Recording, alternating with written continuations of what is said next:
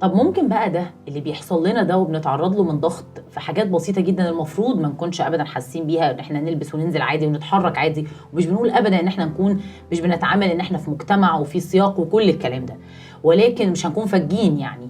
لكن هل ده مخلينا ان احنا بقينا جيل او بقينا عصبيين، بقى عندنا حاجات ردود افعال بتحصل في حاجات في حياتنا ممكن يكون اصلها ان احنا بنعاني من عنف في الشارع؟ بصي، انا بحس ان ده شبه فكره حاله الضغط. طبعا صح.